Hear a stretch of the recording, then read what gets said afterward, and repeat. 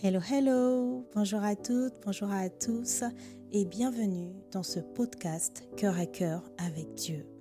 Chaque jour, laisse Dieu te parler au travers de sa parole. Dans ce podcast, nous partagerons des exhortations brèves, puissantes et guidées par l'amour pour t'aider à méditer les Écritures profondément, verset après verset, pour t'aider à guérir, à être éclairé, affermi, mais surtout faire la rencontre de Dieu telle que tu ne l'as jamais connu, afin de vivre une relation intime et vivante avec lui. Alors installe-toi bien, dispose ton cœur, dispose ton environnement, dispose tes pensées. Nous entrons dans sa présence. Hello, hello, bien-aimés. Nous sommes dans la joie parce que le Seigneur est toujours présent, il continue d'être fidèle. Nous avons le souffle de vie, nous sommes en santé et même si nous ne le sommes pas, nous avons l'assurance que Dieu est toujours avec nous conformément à sa parole. Il est avec nous jusqu'à la fin du monde et son esprit est en nous et avec nous pour toujours. Alors merci Seigneur pour cela. Père, nous voici encore à tes pieds pour lire ta parole, pour plonger les regards dans les Écritures. Nous t'invitons, Saint-Esprit, nous avons besoin de toi. Viens ouvrir notre intelligence, viens mettre la lumière devant nos yeux, viens faire tomber les voiles, viens ouvrir nos cœurs, notre intelligence, viens nous disposer à saisir les profondeurs de ta parole, à saisir les révélations.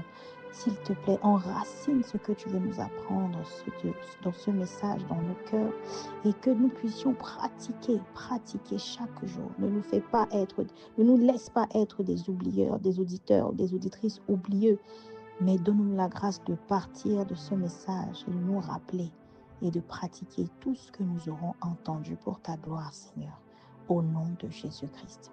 Amen.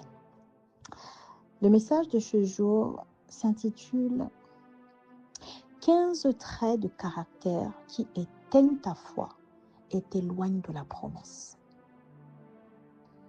15 traits de caractère qui éteignent ta foi et t'éloignent de la promesse. Nous allons lire la parole dans Exode 14, du verset 10 au verset 14, et nous allons lire en version nouvelle français courant. Les Israélites virent que les Égyptiens s'étaient mis en route pour les poursuivre et que déjà le Pharaon arrivait. Ils eurent très peur. Ils se mirent à appeler le Seigneur à grands cris et dirent à Moïse, « N'y avait-il pas assez de tombeaux en Égypte? Pourquoi nous as-tu amenés mourir dans le désert? Pourquoi nous as-tu fait quitter l'Égypte? N'est-ce pas ce que nous te disions quand nous étions encore là-bas? Laisse-nous tranquilles, nous voulons servir les Égyptiens. Cela vaut mieux pour nous que de mourir dans le désert. » Verset 13. « N'ayez pas peur, répondit Moïse. Tenez bon et vous verrez comment le Seigneur interviendra aujourd'hui pour vous sauver. En effet, ces Égyptiens que vous voyez aujourd'hui, vous ne les verrez plus jamais. Le Seigneur combattra à votre place. Vous n'aurez pas à intervenir. » Alors, bien-aimés, ce passage est tellement puissant. Il y a plus que 15 révélations dans ce passage. Simplement pour garder un message pas trop long, je veux vous inviter, bien-aimés, à réécouter ce passage, ces versets, et dans différentes traductions, notamment Parole de vie, Bible du semeur, second 21. Prenez le temps, bien-aimés, d'aller lire les différentes traductions parce que les langues anciennes, notamment l'hébreu, le grec, sont tellement riches que nous avons besoin de saisir chaque mot historique utilisé. Parce que là, nous lisons la version traduite en Nouvelle Français courant.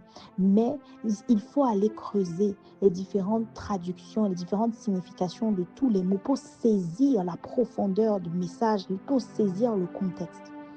Et en parlant de contexte, justement, bien aimé, dans quel contexte sommes-nous? Nous sommes dans le contexte où les Israélites sont sortis d'Égypte. Le Seigneur leur a donné des instructions. Ils sont passés devant comme une sorte de, pas carrefour, mais un lieu où il fallait aller, soit sur le chemin des Philistins, et ils savaient qu'ils devaient faire la guerre, soit prendre le chemin qui menait direct à la mer des roseaux, à la mer Rouge. Et Dieu leur a fait faire ce détour et leur a changé son plan initial. C'est-à-dire le plan initial, c'est qu'ils devaient passer par le chemin le plus court en passant par le pays des Philistins, car Dieu avait prévu en fait en réalité qu'ils se battent parce que Dieu allait combattre pour eux. Mais Dieu, sachant leur incrédulité, leur peur, leur état d'esprit, a dit « Je vais les faire passer plutôt par le chemin qui mène à la mer des roseaux, de peur qu'ils se détournent et qu'ils décident de repartir en Israël parce qu'ils en avaient peur. » Et vous voyez, ça n'a pas raté, bien aimé. Ils arrivent devant la mer des roseaux et le Seigneur, dans son infinie bonté, son plan parfait, a poussé encore le Pharaon à les poursuivre, mais dans un but de faire éclater sa gloire. Et les Israélites le voient arriver avec sa troupe, les Israélites voient le Pharaon arriver. Et qu'est-ce qu'ils font en premier? Ils ont peur. Le Seigneur ne s'est pas trompé. Bien-aimé, Dieu ne se trompe jamais sur nous. Il nous connaît plus que nous-mêmes. La parole déclare qu'il connaît même le nombre de cheveux qu'il y a sur notre tête. Mais qui peut faire ça à part notre Dieu? Alors, bien-aimé, lorsque nous lisons ce passage, vous voyez dans le contexte, jusqu'ici, les Israélites ont vécu la puissance et les prodiges et les miracles que Dieu a réalisés. Ils l'ont vécu, que ce soit avec les 10 plaies, parce qu'ils ont vécu certaines et d'autres, ils ont été épargnés, parce que nous avons vu dans différents messages que le Seigneur fait la différence avec son peuple. Donc, ils ont vu déjà la puissance de Dieu. Ils sont sortis d'Égypte et tout ce que le Seigneur avait annoncé s'est réalisé. Il n'y a pas une seule chose qui ne s'est pas réalisée. Et puis, ils ont marché, rappelez-vous, ils ont été guidés dans le désert. Ils n'avaient pas de boussole à l'époque. Ils n'avaient pas de plan, de carte, de GPS. C'est le Seigneur qui était leur GPS. Ils étaient guidés de jour par une colonne de nuée et de nuit par une colonne de feu. Bien-aimés. Et en fait, au final, ils se retrouvent devant la mer des roseaux. Et là, ils voient le Pharaon qui arrive. La première réaction qu'ils ont, c'est quoi? Tout de suite, ils ont peur et ils pensent « nous allons mourir ». Et écoutez, ils ne s'arrêtent pas là. Le premier point où le Seigneur m'interpelle, c'est lorsqu'il est écrit. En fait, on peut juste lire « Ils eurent très peur, ils se mirent à appeler le Seigneur à grands cris ». Verset 11, et dire à Moïse « N'y avait-il pas assez de tombeaux en Égypte ?» C'est là où je suis interpellée, je me dis « Attends, on pourrait croire ici à tort que les cris qu'ils ont fait monter au Seigneur, c'était des cris de supplication, des cris de demande en aide, des cris... Non, non, non, non, non, non, non, non, non. Lisez les deux phrases. Ils se mirent à appeler le Seigneur à grands cris et dire, n'y a-t-il pas assez de tombeaux en Égypte? Bien-aimé, ça, ce n'était pas un cri de supplication, c'était un cri de plainte, c'était un cri même... C'est-à-dire que c'était du désarroi, mais en mode manque de confiance, mais en mode ingratitude.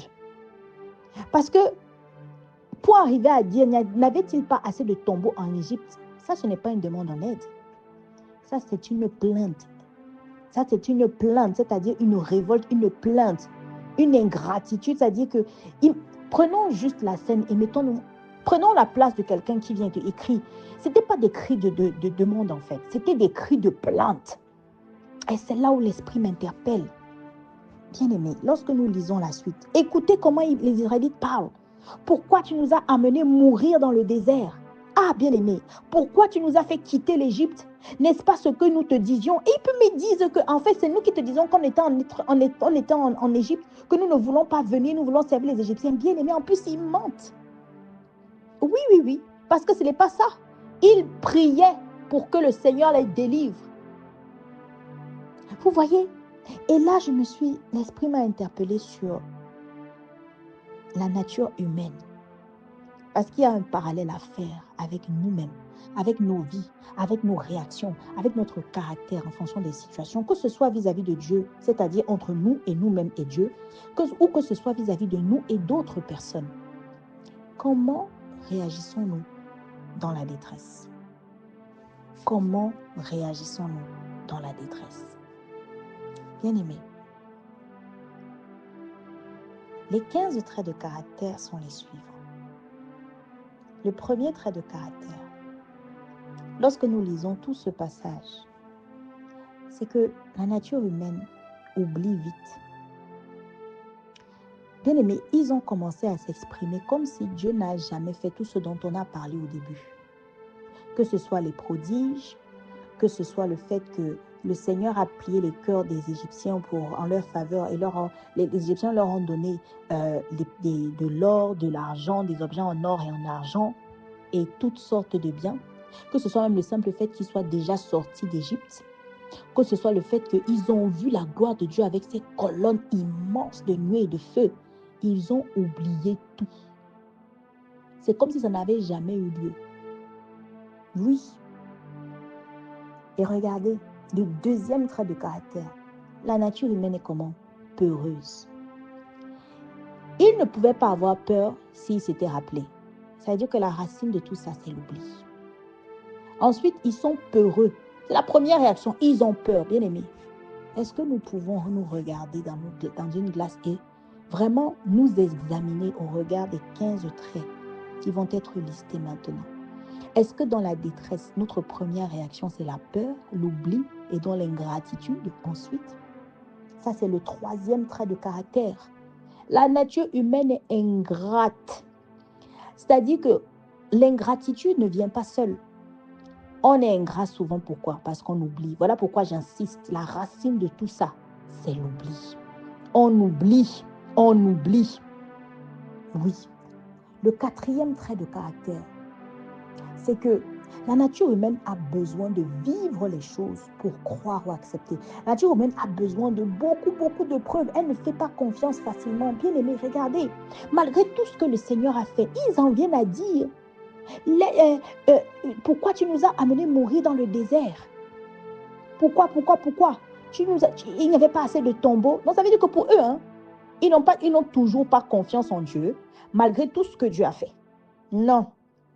Ils ont besoin de plus, toujours plus de preuves, toujours plus. C'est-à-dire que la nature humaine a du mal à faire confiance. C'est ça le quatrième trait de caractère. Et lorsque nous listons ces traits de caractère, bien-aimés, ce n'est pas juste pour faire une liste. C'est pour que chacun de nous puisse s'examiner et puisse se réajuster, puisse faire la guerre à chacun de ces traits de caractère dans le nom de Jésus-Christ. Le cinquième point de caractère, bien-aimé, c'est que la nature humaine n'est pas prête à endurer les choses. Dès qu'il y a un obstacle, la première réaction, c'est quoi? Le repli. La nature humaine abandonne vite. C'est le même point de caractère. N'est pas prête à endurer, regardez. Dès qu'ils ont senti la première détresse, première difficulté, tout de suite, ils veulent repartir. Parce que regardez ce qu'ils disent. Ils disent, pourquoi nous as-tu fait quitter l'Égypte? C'est un peu comme s'ils sont, comment dire ça, nostalgiques de l'Égypte. Ils repensent comme si l'Égypte, en fait, comme si l'Égypte c'était bien, c'était un paradis en fait. Comme si l'Égypte c'était mieux que leur situation actuelle. Ils sont, en fait, toute leur première réaction, c'est de revenir à là où ils n'ont pour eux, selon leur mentalité d'esclaves. Ils ne veulent pas endurer, ils ne veulent pas vivre des expériences compliquées, douloureuses, difficiles. Ils ne veulent pas de résistance, ils ne veulent pas de contraintes. Pour eux, tout doit toujours bien se passer, il ne doit pas avoir de problème. La nature humaine est comme ça, bien-aimé. Est-ce que tu es comme ça? Est-ce que tu es une personne à la moindre difficulté, tu te replies? Tu commences ta première réflexion, c'est le repli, l'abandon, parce que tu n'es pas prête à endurer. Est-ce que c'est ton partage, bien-aimé? Je déclare que ce n'est plus ton partage dans le nom de Jésus. Sixième trait de caractère. La nature humaine aime se plaindre. Oui, regardez. Ils auraient simplement pu mettre les genoux au sol et demander de l'aide avec humilité. N'est-ce pas? Mais regardez ce qu'ils font. N'y avait-il pas assez de tombeaux? Pourquoi nous as-tu amenés ici? Pourquoi tu nous as fait quitter ici? Ce n'est pas nous qui te disions de nous laisser en Égypte parce que nous voulions servir les Égyptiens. En gros, c'est Moïse qui les a forcés. En gros, c'est Moïse qui les a forcés. Vraiment, il faut se mettre dans la scène et analyser la scène comme si on était dedans. Que ce soit en se mettant à la place des Israélites, à la place de Dieu, à la place de Moïse. Observons la scène vraiment avec clairvoyance, tout simplement. sont en train de se plaindre. Une réaction encore humaine. Se plaindre lorsqu'il y a la difficulté. Je me plains. Lorsque je n'ai pas de réponse à mes prières, je me plains. Lorsque les choses ne se passent pas comme je veux, je me plains. J'ai tendance à ruminer, à rouspéter, à me plaindre. Bien aimé, ce sont des réactions qui éteignent notre foi. Ce sont des réactions qui nous éloignent de la promesse. Ce sont des réactions que Dieu n'aime pas. Se plaindre, c'est tellement laid. Surtout dans un contexte où on a des témoignages, où on a du vécu avec le Seigneur, bien-aimé, nous sommes en train d'être interpellés par l'Esprit. Que les plaintes s'arrêtent dans nos vies, dans le nom de Jésus. Peu importe la dureté de la situation, bannissons les plaintes dans le nom puissant de Jésus.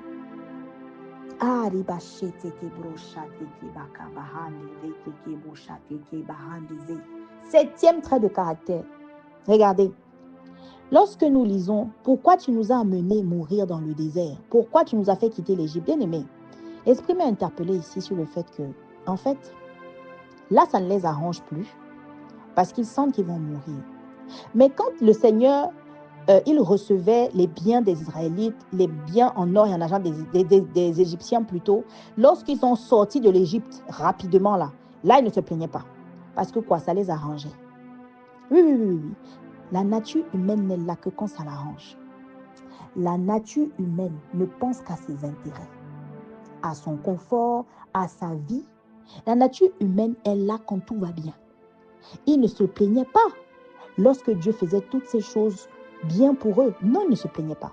Mais dès que ça commence à ne pas aller dans notre sens, c'est là où maintenant on se plaint. C'est là où on dit non, on ne veut pas. La nature humaine ne pense qu'à ses intérêts. Bien-aimés, nous ne listons pas cela pour lister, nous listons cela pour que nous puissions nous examiner et changer cela avec acte, avec promptitude. Nous devons faire la guerre à cet égoïsme. Ne penser qu'à notre intérêt et n'être là que lorsque ça nous arrange. Ce n'est pas ce que Dieu veut, ce n'est pas la volonté de Dieu. Il ne se demande pas quels sont les intérêts de Dieu dans cette situation. La nature humaine ne pense pas assez aux intérêts de Dieu, ne pense qu'à ses intérêts. Oui, parce que Dieu avait un intérêt dans cette histoire. Dieu voulait faire éclater sa gloire. C'est pour ça qu'il a voulu qu'il soit devant la mer des roseaux. C'est pour ça qu'il a poussé le cœur du Pharaon à les poursuivre. Mais si nous ne pensons qu'à nous et que dans une situation difficile, une détresse, un accident, je ne sais quoi, nous ne nous demandons pas, attends, tiens, Père, est-ce que tu as un plan dans cette situation? Dieu a toujours un plan. Est-ce que cette situation, quel est ton intérêt? Glorifie-toi. Quel est ton intérêt, Seigneur? Nous devons être des partenaires. Oui, Dieu doit avoir son intérêt dans tout ce qui nous arrive. Ça doit être une quête. Ah, Seigneur.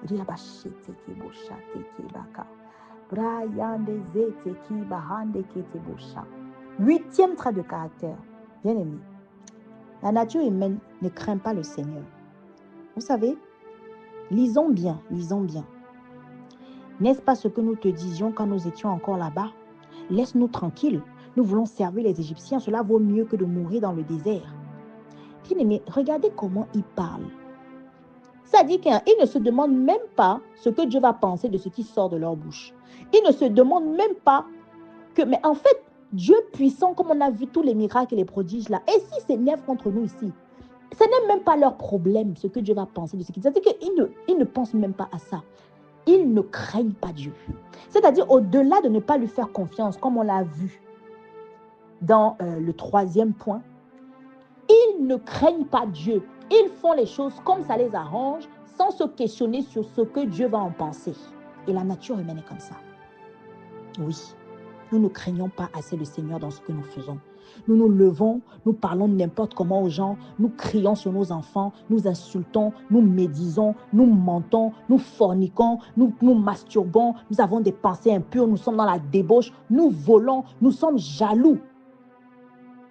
Nous mangeons à outrance, nous faisons des choses, nous-mêmes nous savons. Mais ça ne nous effraie pas que le Seigneur est en train de nous regarder, bien-aimés. Ce n'est pas un jugement, on ne pointe pas les personnes du doigt. Je m'implique moi-même dans cette exhortation. L'Esprit est en train de nous interpeller sur le fait de craindre le Seigneur. Craindre le Seigneur signifie en réalité se retenir de poser certains actes, de dire certaines choses à cause de ce qu'on a la conscience que le Seigneur est en train de nous regarder. Craindre le Seigneur, c'est se rappeler sa magnificence, sa grandeur. Qu'est-ce que le Dieu très haut va penser, va dire, va ressentir de mon attitude, de mes pensées, de mes actes actuels? C'est des questionnements que nous devons avoir quotidiennement, bien aimés. Ça nous empêcherait, ça nous garderait de bien des maux, de bien des péchés, de bien des souffrances.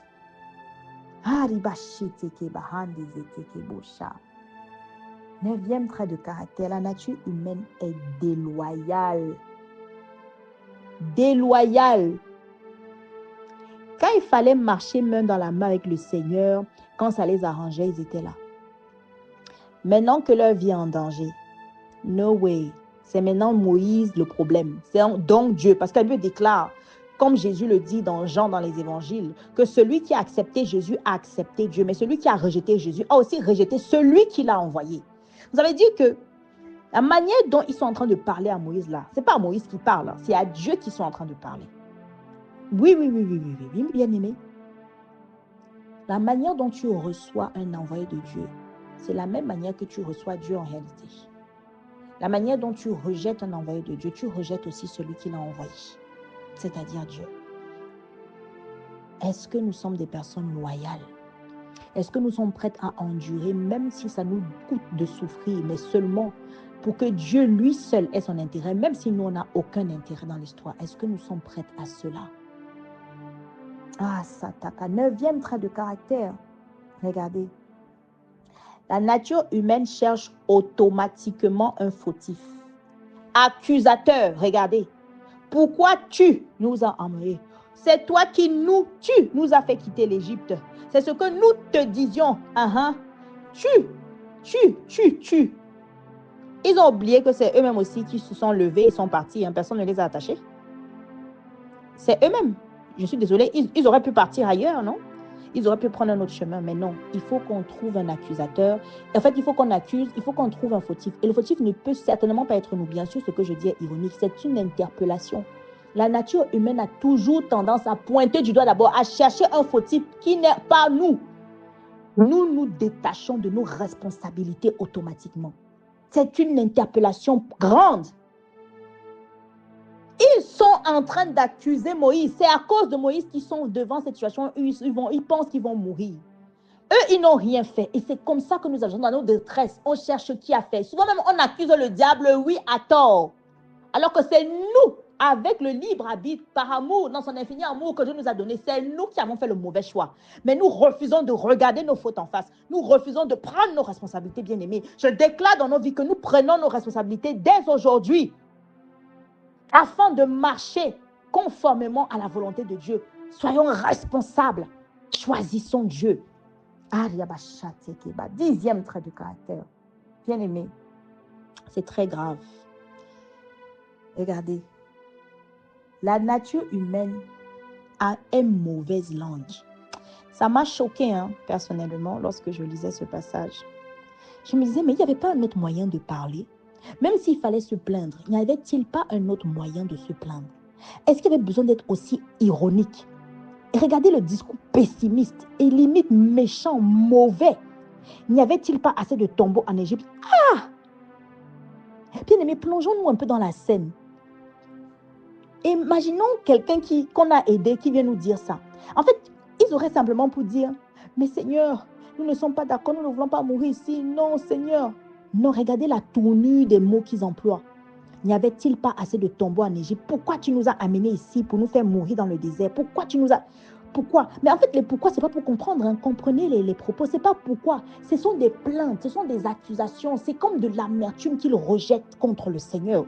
Parce qu'ils le font contre Moïse, mais aussi contre le Seigneur.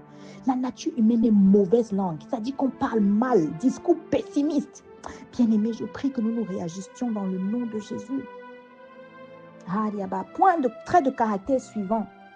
La nature humaine ne sait donc pas demander de l'aide avec humilité. Comme je disais, parce que c'est deux choses différentes d'être mauvaise langue et de ne pas savoir dans la détresse demander les choses avec humilité. Il y a la conscience qu'on parle mal, on se réajuste. Et puis, il y a la conscience que nous avons besoin d'aide et nous devons rester humbles. Apprenons à demander de l'aide avec humilité. Et il ne s'agit pas seulement de Dieu, il s'agit de toute personne que Dieu va mettre sur notre chemin. Acceptons de demander de l'aide parce que Dieu passe par des hommes pour nous bénir. Trait de caractère suivant. La nature humaine s'accroche sur le passé. Oui. Partisans, donc, du moins, des fois, s'accrochent sur le passé, s'accrochent sur le petit confort qu'ils avaient dans le passé. C'est-à-dire que ce n'est pas le fait d'abandonner vite ou le fait d'être partisan du monde fort ici, non. C'est le fait qu'on va toujours avoir tendance automatiquement à regarder dans le passé. On va toujours tourner le regard dans le passé et on va s'accrocher au passé. Regardez, c'est ce qu'ils ont fait. Ils sont devant la mort, soi-disant. Ils ne pensent directement qu'à leur passé, à ce qu'ils avaient. La nature humaine a tendance à toujours repartir à ce qu'ils ont voulu, à toujours vouloir repartir à ce qu'ils connaissent. Mais c'est dans le passé, bien-aimés. Ce n'est plus notre partage. Nous regardons droit devant parce que le Seigneur a des projets de paix et non de malheur pour nous. Et il est écrit dans la parole, toutes choses anciennes sont passées. Voici, toutes choses sont devenues nouvelles. Gardons le regard droit devant vers cette nouveauté de vie dans le nom de Jésus. Autre point de caractère, la nature humaine s'agite et panique dans la détresse. Première réaction, ils ont peur, ils commencent à crier, oh, mais il y a paniqué. S'agite, bien-aimé, la Bible déclare, c'est dans le calme et le silence que sera ta force. Que cela soit notre partage. Ne nous agitons plus et ne paniquons plus devant la détresse, dans les mauvaises nouvelles, dans les peurs, dans les échecs. Ce n'est pas de Dieu. Et nous ne servons pas un Dieu qui est peureux. Nous servons un Dieu qui est tout puissant.